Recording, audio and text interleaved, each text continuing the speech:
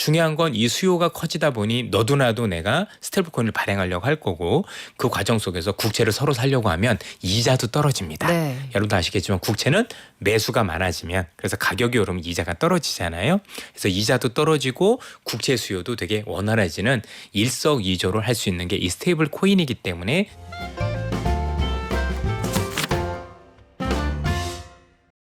이번 주에 돌아보면 거의 내내 코인 시장 이야기를 전해드린 것 같습니다. 스테이블 코인이 본격적으로 제도권 안에 들어올 수 있게 하는 법안이 착착 통과가 되고 있거든요. 아마 시장의 판도가 달라질 것 같은데 물론 CBDC 금지법과 클래리티법이라는 거 그러니까 좀 세부적으로 누가 감독할 건지 중앙은행은 간섭하지 말아라 이런 내용까지 담고 있는 법안은 본회의 처리 앞두고 있습니다만 미국 의회는 일단 밀어주는 분위기입니다. 글로벌 금융시장에 어떤 변화가 생길지 이럴 때 투자자들은 어떤 흐름을 타면 좋을지 AFW 파트너스 이선엽 대표와 함께 자세히 알아볼게요. 안녕하세요. 잘 지내셨습니까? 대표님. 네. 그 사이에 승진하셨어요. 예. 직함이 바뀌었습니다. 이사에서 대표로 바뀌었죠. 그러니까요. 네. AFW는 무슨 뜻이에요? 이게 좀 어려웠을 때 아토즈, 네. 그다음에 F가 이제 페라리, 네. 이제 페라리를 살 수 있을 정도로 그런 부자되는. 얘기였어요? 예, 예. 네. 거기에 그런 이제 거구나. W는 월드고요. 그래서 이제 뭐 해외에 대한 투자도 좀 많이 네. 해보려고 하다 보니까 이름이 그렇게 자, 지어졌습니다. 아토스를 페라리로 바꿔주시겠다. 그렇죠. 저 믿고 한번 들어볼게요. 네. 스테이블 코인이 미국 금융제도권에 공식적으로 들어갈 수 있는 발판이 마련됐습니다. 마련 규제법인데 공식 대비법인 거죠? 예, 그렇습니다. 규제를 해야 대비가 가능한 거죠. 아무래도 우리가 알고 있는 이 코인이라는 자체가 시장에 들어온다는 게 굉장히 큰일인 건데 어떻게 보면 화폐 혁명인 거죠. 우리가 금이라는 게 생겼을 때, 그다음에 종이돈이 생겼을 때, 또 우리 옛날에도 뭐 옛날에 상평통보 같은 네. 그런 어떤 대규모 혁명이 사실상 일어났다라고 보시면 될 네. 것 같고요. 뭔가 새로운 결제 수단으로서 스테이블 코인이 생긴 거라고 보시면 될 것 같으니까 뭔가 우리 시장에 어쨌든 한 4, 50년 만에 금융시장에 엄청난 큰 변화가 일어났다라고 보시면 될 것 같고 새로운 결제 수단으로서 스테이블 코인이 이제 본격 이제 우리가 이제 데뷔라고 하죠. 앞둘 수 있는 기반이 마련된 게 지금 앞서 말씀 주셨던 법안들인 거고 지금 말씀 너무 잘 주신 게 규제를 해야 들어올 수 있는 거잖아요. 화폐로서 쓰이려면 네. 신뢰가 있어야 되는 거고 모든 사람들이 쓸 수 있는 정도가 되려면 여러 가지 법적, 제도적 규제 장치들이 마련이 돼야 되는데 그 마련되는 게 지금 말씀 주셨던 세 가지 법안이라고 보시면 될 것 같습니다. 지금 보니까 이번에 절차법을 통과시키는 과정에 약간의 소동이 있었는데 이거 세 개 덩어리로 한 번에 처리할 거냐 나눠서 갈 거냐 그 얘기였잖아요. 그중에 핵심이 지니어스 액트라는 거고 나머지 두 가지 법안 CBDC 금지법하고 클래리티법 요것도 이번 회기 내에 통과가 될 수 있을 거냐 요건 전망이 좀 엇갈리네요. 사실상 뭐 여러 가지 반대하는 공화당 의원들도 있는 것도 사실입니다. 그런데 요즘 트럼프가 워낙 강하지 않습니까? 반대하시는 의원들이 있다라면 일단 백악관으로 불러서 거의 우리 표현으로 약간 좀 험하게 좀 다루시는 것 같아요. 예, 그래서 이상하게 그렇게 반대하시던 분들이 거기만 갔다 오면 자기 말로는 굉장히 내가 잘해줬다 진심으로 설득했다 이러던데요. 말씀은 그렇게 하시는데 실제는 그렇지 않았던 것 같아요. 그렇군요. 예, 굉장히 강압이 있었다라고 보시면 될 것 같고요. 이미 아시는 것처럼 크래비티법 같은 경우가 결국은 이 우리가 스테이블 코인에 대한 규정 이거 뭘로 규정할 거냐 이게 증권이냐 아니면 상품이냐 규정하는 건데 정확하게 상품으로 규정을 했고 네. 상품이 된다라면 누가 감독할 거냐가 달라지거든요. 상품거래위원회냐 증권거래위원회냐 이게 달라지잖아요. 네. 그래서 정확하게 상품이고 우리가 알고 있는 상품거래위원회에서 규제를 하고 이런 법안들을 마련한 거고 아무래도 이런 과정 속에서 CBDC 이건 정부가 발행하는 거잖아요. 중앙은행이 이런 것들과 겹치게 되면 여러 가지 논란이 있을 수 있으니까 그런 것들은 또 이제 발행하지 못하게 함으로써 우리가 알고 있는 스테이블 코인 이건 사실 사적으로 발행이 되는 건데 이게 활성화될 수 있는 여러 가지 법적 제도적인 여러 가지 또 논란들을 잠재우는 게 이 앞서 말씀 주셨던 두 가지 법안이라고 보시면 되겠습니다. 네, 근데 아마 이쯤에서 듣는 분들이 궁금할 거예요. 네. 아니 달러 가진 나라 대통령이 왜 이렇게 코인을 좋아하는 거야? 달러만 해도 초강력 수출 상품 아니야? 이렇게 생각하실 텐데 트럼프 대통령은 이번 법안 처리에 왜 이렇게까지 공을 들입니까? 사실 그게 핵심이라고 봐야 될 것 같습니다. 트럼프 대통령의 나이를 생각해 보면 사실 저희 아버님하고 동갑이신데 뭐 이분들이 뭔가 디지털에 대해서 되게 해박하거나 네. 이러실 나이는 아니시잖아요. 혹시 그죠? 트럼프 대통령 얼리 어답터? 얼리어답터 아무리 그렇다 하더라도 네. 결국엔 여러 가지 목적이 있을 거라고 보시면 될 것 같은데요. 크게 두 가지 목적이 있습니다. 네. 지금 미국이 처한 상황을 극복하기 위한 어떻게 보면 응급처치다라고 보시면 될 것 지금 같은데요. 미국이 어떤 네. 상황에 처해 있죠? 가장 중요한 건 재정 적자 그리고 빚이 너무 많습니다. 지금 우리나라 돈으로 5억경에 달하는 빚이 있는데 와. 이게 단순히 5경이 된 게 아니라 이 5경까지 늘어나는 요 과정 속에서 한 20년밖에 안 됐거든요. 그러니까 이전엔 빚이 별로 없었어요. 네. 그러다가 80년대 이후부터 갑자기 미국의 빚이 급증을 하기 시작을 했고 그 빚이 이제 감당하기 어려운 수준까지 와 있습니다. 어느 정도냐면 빚도 문제가 되는데 최근에 금리도 많이 올라 있잖아요. 그 금리와 관련해서 지금 지불해야 되는 이자 비용이 1년에 걷어들인 세금 중에서 18.5%나 내고 있습니다. 우리가 진짜 너무 거의 20% 가까운 걸 그렇게 이자로 내고 있다면 대단한 거죠. 문제는 이런 상황 속에서 트럼프는 돈을 더 많이 쓰고 싶어 해요. 정말 많은 돈을 쓰고 싶어하고 또 감세 법안을 통해서 돈도 덜 걷어요. 자, 빚도 많은 애들이 빚을 더 이렇게 하려면 세금을 더 많이 걷던가 네. 아니면 씀씀이를 줄여야 되는데 감세한대요. 이분은 그렇죠. 이분은 반대로 하고 있잖아요. 네. 그렇죠?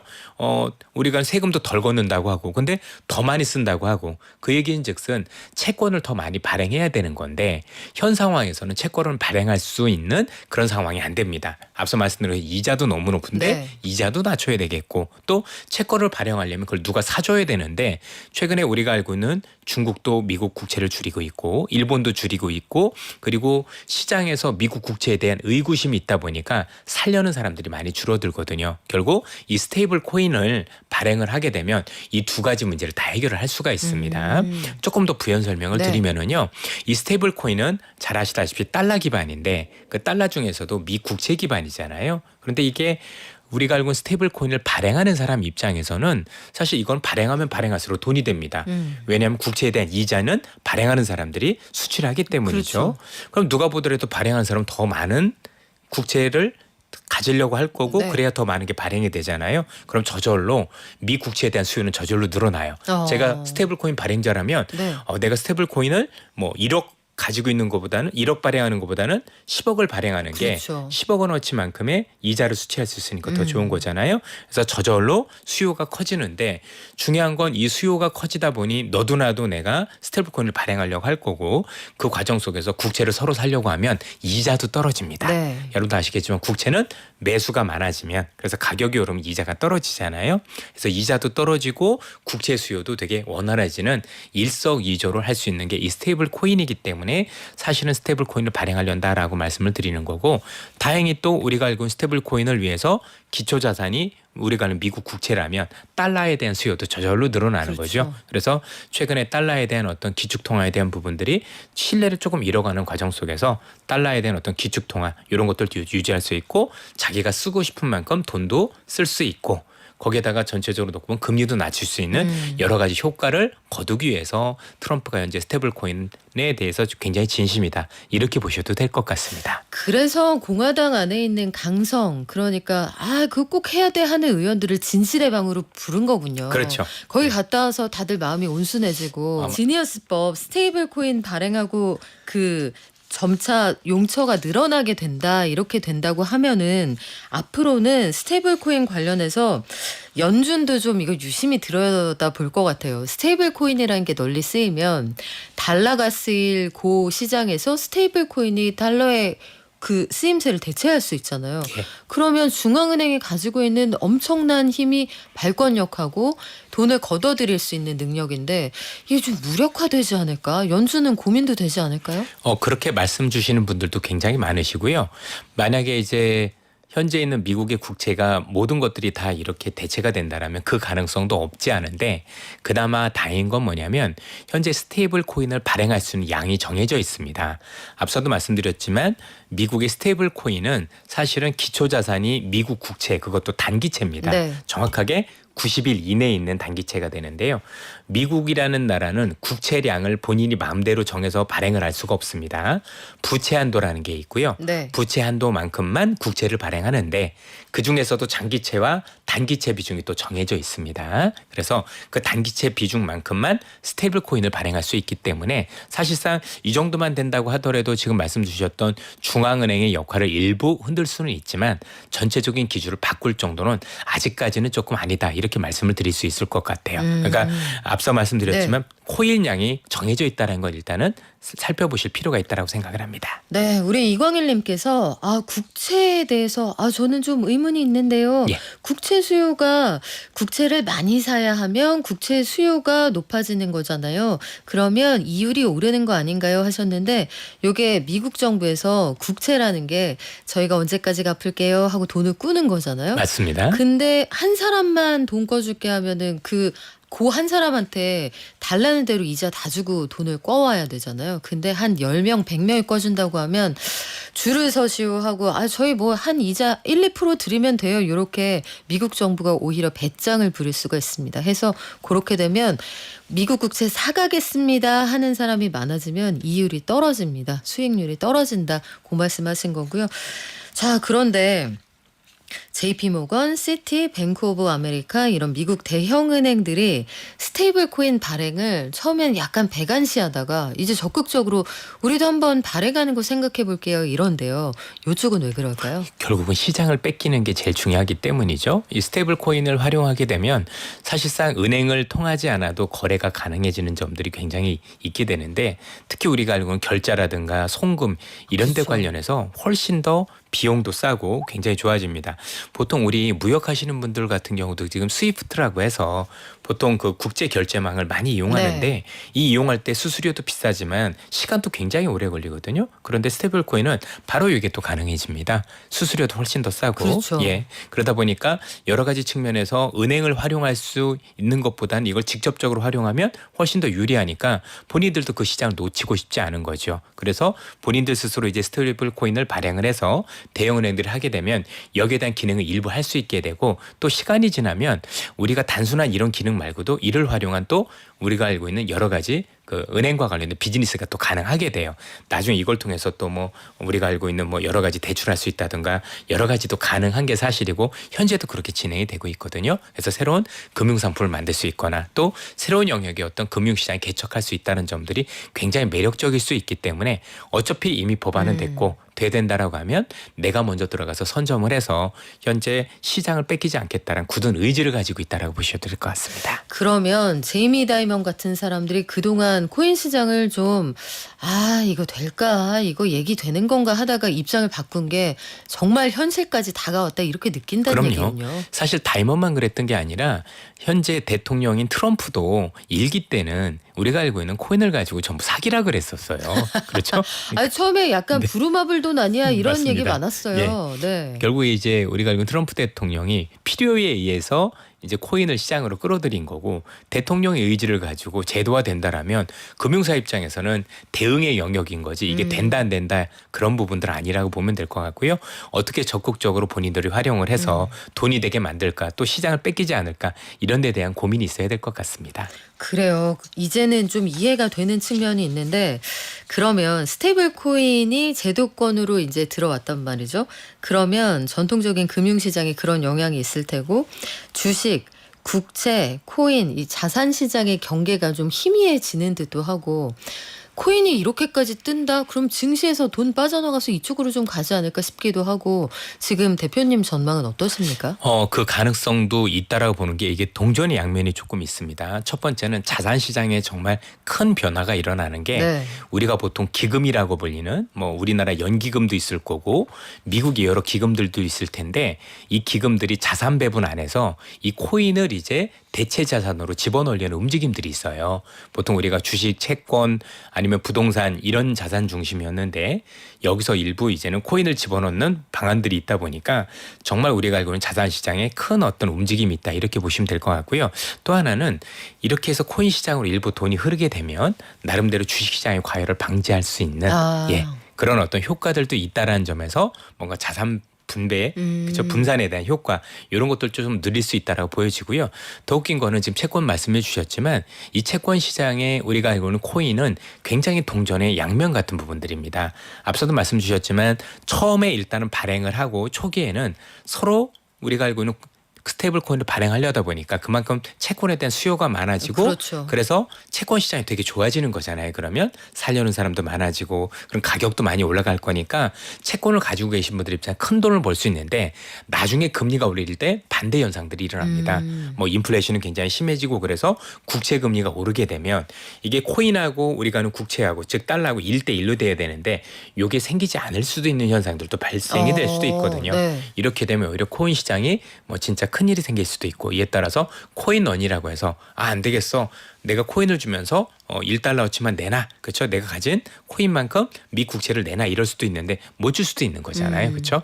그런 경우에 많은 문제가 생길 수 있는 여러 가지 자산 시장에선 변동성이 생길 수 있다. 그래서 조금 결론을 말씀드리면 채권 시장에선 단기적으로 호재지만 나중에 때에 따라서는 채권 시장을 붕괴시킬 수 있는 트리거가 될 수도 있는 영향이 가해진다라는 점도 우리가 꼭 알아야 될 요소라고 생각을 하고 있습니다. 물론 당장 일어날 일은 아닐 거라고 생각을 하고 이런 것들에 대해서 굉장히 규제를 통해서 강화를 하겠지만 뭐 물가라는 게 어떻게 될지 모르는 거고 또 금리가 오를 때는 또 이와 관련해서 흔히 채권 자경단이라고 불리는 투기 세력들이 채권 금리에 대해서 또 막 위로 베팅하고 이런 그렇죠. 경우들도 있잖아요. 네. 그럴 때는 굉장히 코인 시장이 많이 흔들릴 수 있는 그런 여지도 있다라고 보여집니다. 우리 김용태님께서는 스테이블 코인이 제도화되면 비트코인은 왜 필요한가요 하셨는데 시장이 완전히 다르죠? 예, 확실히 다른 시장이고요. 비트코인은 상품입니다. 상품이라고 보시면 되고 스테이블 코인은 우리가 알고 있는 달러에 고정된 사실상 우리가 생각하면 우리 뭐라고 해야 되나 카지노에 있는 칩 정도로 이렇게 생각하시면 될 거라고 생각하는 거고요. 네. 교환 가치가 있는 거죠. 그러니까 우리가 아는 일반적인 코인 같은 경우 비트코인 같은 경우 저게 가치가 있어 없어 논란이 있을 수 있지만 스테이블 코인 같은 경우는 달러하고 연동이 돼 있기 때문에 사실 가치에 대해서 의구심이 없어지는 거라고 보시면 되겠습니다. 그러니까 정확하게 이렇게 보시면 됩니다.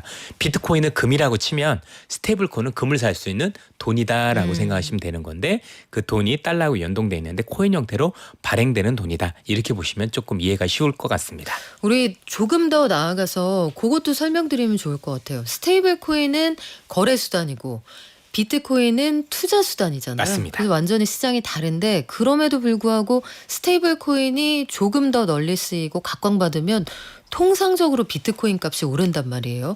요 관계는 어떻게 되는 거예요? 전체적으로 일단은 우리가 알고 있는 스테이블 코인의 역할이 지금 시장에서도 제일 많이 쓰는 게 이미 아시겠지만 비트코인을 사는 용도로 네. 굉장히 많이 쓰이고 있다. 이렇게 보시면 될 것 같고요. 그런 측면에서 비트코인 시장이 훨씬 활성화되는 계기가 될 수 있겠습니다.